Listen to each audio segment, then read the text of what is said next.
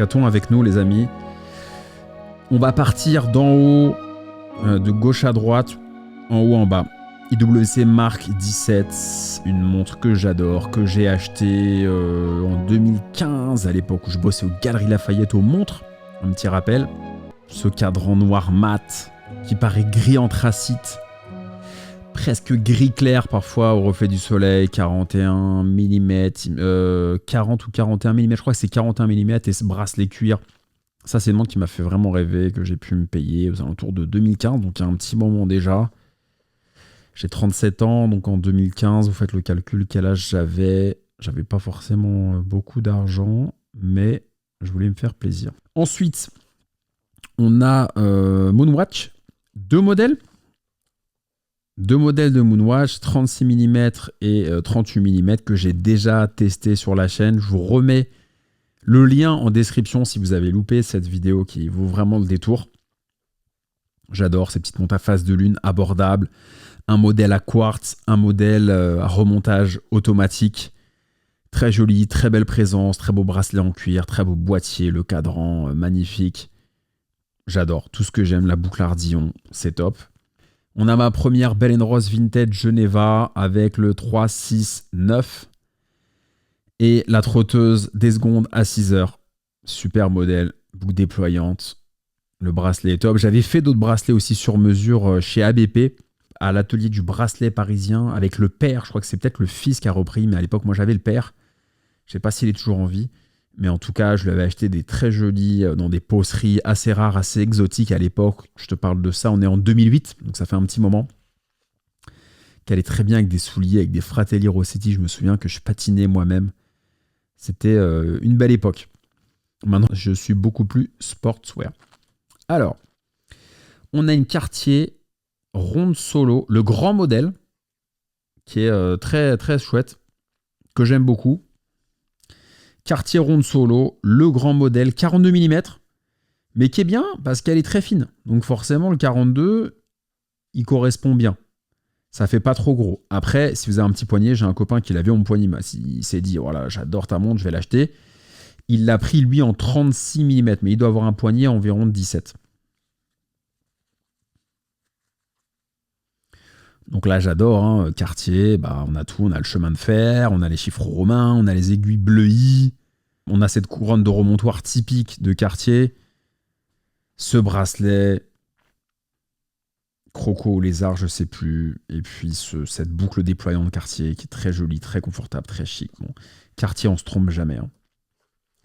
On a cette petite D1 Milano pour les petits budgets aux alentours de 300-350 €, qui fait bien le taf, que j'ai essayé si vous voulez revoir cet épisode. Et puis, on a les copains de Nice, de chez Carzo et Lietier, qui sont dans le sud de la France, qui aiment la moto, la mécanique. Je suis allé les voir. Alors malheureusement, j'y suis allé, je crois, un dimanche ou un samedi, je sais plus trop. Et ils n'étaient pas là. Donc j'ai fait des stories sur Instagram, mais ils m'ont dit « Ah mince, on travaille pas ce jour-là, mais c'est pas grave. » J'ai vu une personne de leur équipe, et j'ai pu voir la boutique qui était très chouette. J'ai fait quelques photos sur Instagram. Modèle Turini que j'ai aussi essayé sur la chaîne, cadran vert. J'ai fait une review de ces deux montres sur la chaîne, je vous invite à regarder. De toute façon, je vais tout mettre en description pour revoir les vidéos si vous les avez manquées. Modèle Turini, très joli avec le petit flash à 6 heures.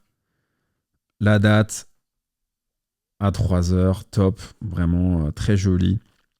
Et puis le Saint-Luxeuil, très chouette, cadran bleu, Mulholland Drive, avec ce rose qui vient orner les aiguilles, les index et le logo. J'adore chez eux une chose, ça je ne l'ai pas forcément dit dans la première vidéo, c'est le mariage entre le raffinement du rose et la robustesse de la montre qui fait penser à des pièces, à des outils d'une moto au moteur. On a l'impression qu'il y a presque de l'huile dessus, que ça glisse. C'est un univers que j'adore.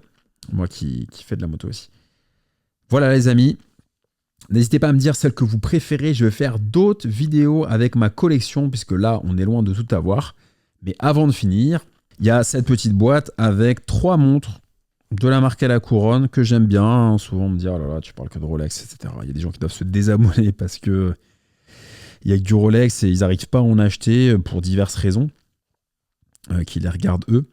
Mais en tout cas, je pars des montres que je veux. Il n'y a pas que Rolex, hein. Regardez, hein, si on est là, marque de niche française, petite marque à 300 €, donc moins de 2000 € à l'époque. Hein. Aujourd'hui, ça doit pas très très cher. Le modèle, il a dû évoluer, c'est plus le même. Mais voilà, me dites pas qu'il n'y a que des montres de luxe, puisque c'est pas vrai. Il y a aussi des montres dès 350 € grosso modo. Là, c'est un peu plus cher, c'est un autre budget, effectivement. On a 14 200. Bon, celle-ci, quand elle est sortie, elle devait valoir 3005. Aujourd'hui, c'est 2 fois plus cher, voire 3 fois plus cher en fonction de l'état. Surtout quand c'est neuf de stock. Et puis là, on est à 7005, quelque chose comme ça. J'ai plus les prix en tête, enfin peu importe, c'est pas ce qui est le plus important. Ce qui compte, c'est l'émotion. La technique, c'est bien, mais l'émotion, c'est mieux. Vous connaissez la punchline. Et voilà, 3 montres que j'ai aussi, que j'ai acheté en premier, celle-ci. Donc 2022, mai 2023, novembre 2023, finalement, je l'ai acheté. Celle que je vais porter, c'est celle-ci. Elle correspond bien à mon mood du moment, c'est-à-dire le néo-vintage, années 90, 2000 jusqu'à 2003, 4, 5, on va dire. Le néo-vintage, je l'arrête au moment où Rolex est passé à la céramique. Pour moi, là, on a perdu quelque chose, on est rentré dans une nouvelle ère. Je dirais que c'est ça, pour moi, qui marque le tournant. C'est au moment où Rolex sort la GMT 2 céramique, lunettes noires en 2007. Là, pour moi, on passe dans une autre ère, qui est très bien aussi, hein. Mais c'est une autre ère. Donc là, c'est le néo-vintage. On n'est pas sur du vintage vraiment avec des cadrans qui prennent de la patine, des index, des aiguilles qui se patinent, des matériaux comme le tritium qui vont évoluer avec le temps.